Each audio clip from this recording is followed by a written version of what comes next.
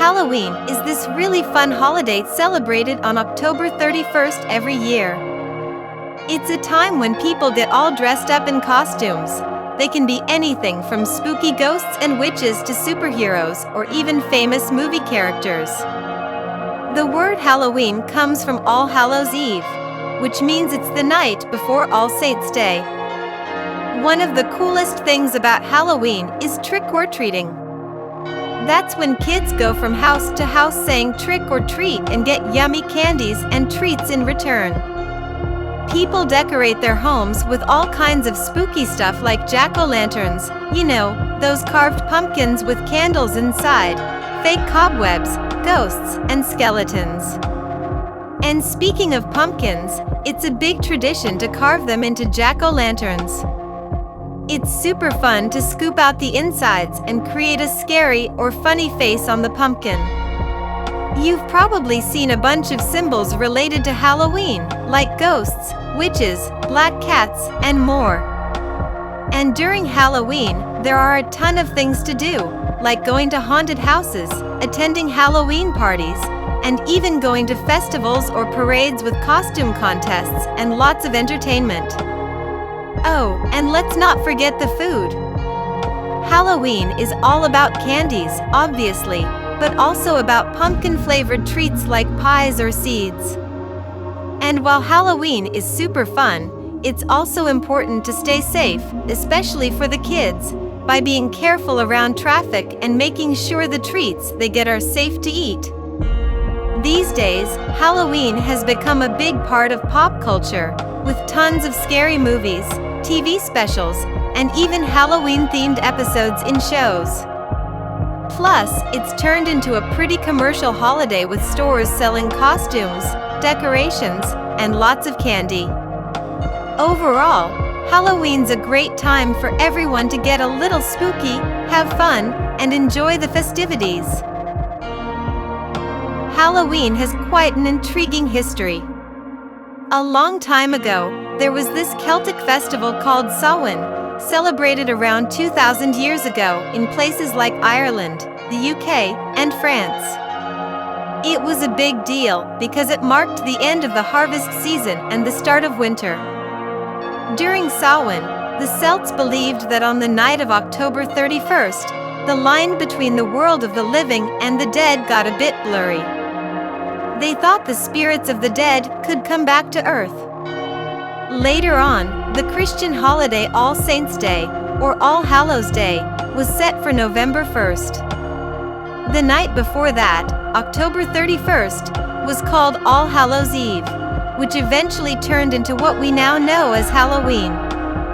When Christianity spread, some of the Samhain traditions got mixed in with the Christian celebrations. Stuff like wearing costumes, lighting bonfires, and going door to door for food or money slowly transformed into what we now call trick-or-treating. Halloween traveled to America with Irish immigrants in the 19th century. Over time, it became less about religion and more about fun and community. Now it's this big, festive holiday with costume parties, trick-or-treating, and all kinds of spooky and fun activities. Today, Halloween is this mix of old traditions, new customs, and pop culture influences.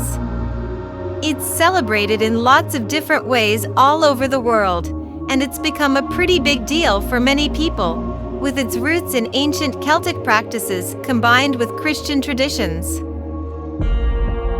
Halloween is among the oldest traditions in the world as it touches on an essential element of the human condition, the relationship between the living and the dead. The observance evolved from ancient rituals marking the transition from summer to winter, thereby associating it with transformation, which is still a central theme of the holiday.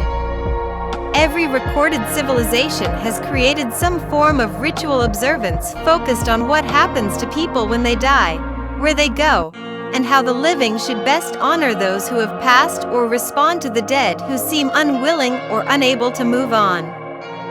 Countries around the world today celebrate Halloween in one form or another, from Mexico's Day of the Dead to China's Tomb Sweeping Day. The jack-o'-lantern is associated with the Irish folktale of Stingy Jack, a clever drunk and con man who fooled the devil into banning him from hell but, because of his sinful life, could not enter heaven. After his death, he roamed the world carrying a small lantern made of a turnip with a red-hot ember from hell inside to light his way. Scholars believe this legend evolved from sightings of will-o'-the-wisp, swamp, and marsh gases which glowed in the night. On All Hallows Eve, the Irish hollowed out turnips and carved them with faces, placing a candle inside, so that as they went about souling on the night when the veil between life and death was thinnest, they would be protected from spirits like Stingy Jack. The basics of Halloween were now in place, with people going from house to house asking for sweet treats in the form of the soul cakes and carrying jack-o'-lanterns. Shortly after their arrival in the United States, the Irish traded the turnip for the pumpkin as their lantern of choice, as it was much easier to carve.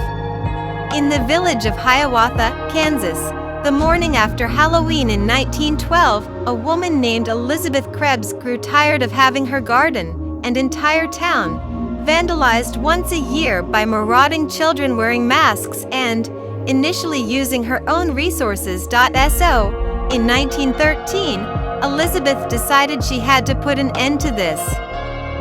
Using her own money and determination, she came up with a plan. She organized a big party for the youngsters in the town.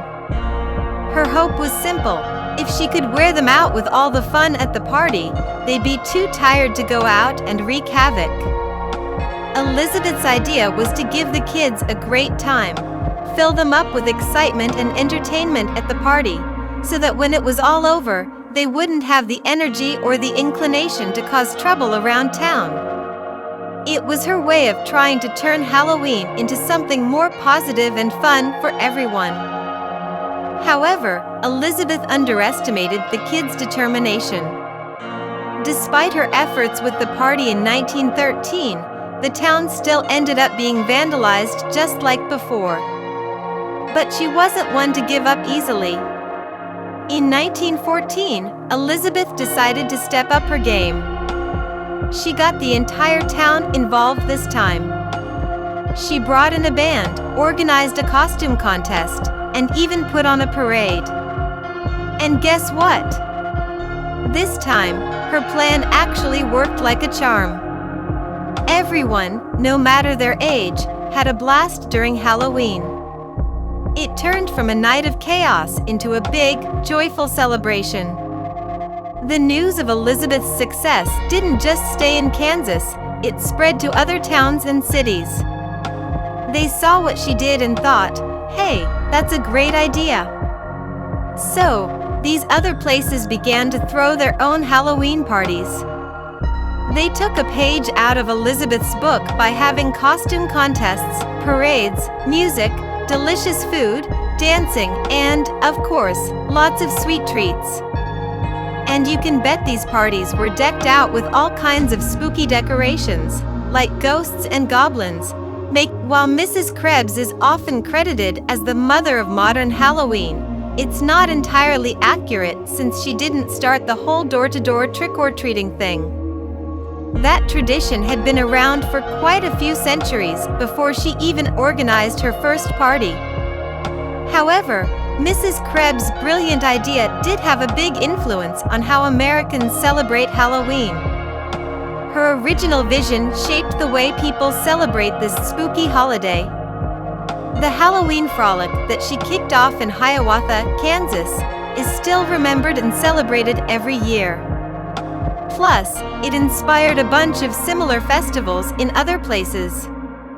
So, while she might not have started everything about Halloween, she definitely left a significant mark on how the country. By the 1920s, what was known as Mischief Night had turned into a pretty serious issue, not just in the United States, but also up in Canada. It's a bit of a mystery how exactly the act of causing mischief and wrecking people's stuff on the night of October 31st changed into the whole going door to door asking for candy thing. But It seems like this new tradition had already taken shape in Canada by 1927. An article from Blackie, Alberta, Canada described kids going from house to house, asking for treats and using the phrase trick or treat for the first time in print. The deal was simple. The children asked for candy, and in return, they promised not to cause any trouble. The homeowners gladly handed over the treats, and everyone was left in peace without any mischief. The custom of trick-or-treating continued in North America throughout the 1930s. However, during World War II, this practice was put on hold due to sugar rationing, which significantly cut down on the candy supply. But once the war ended in the late 1940s, the tradition made a comeback. The trick-or-treating tradition we're familiar with today really started taking shape in the 1950s. It slowly grew in popularity and started to spread to other countries, following the same basic idea. Nowadays, Halloween isn't tied to any specific religion or particular tradition. It's more of a secular community holiday, mainly focused on the young ones having fun. But it's also a huge deal for businesses. They get a boost from selling candy and decorations.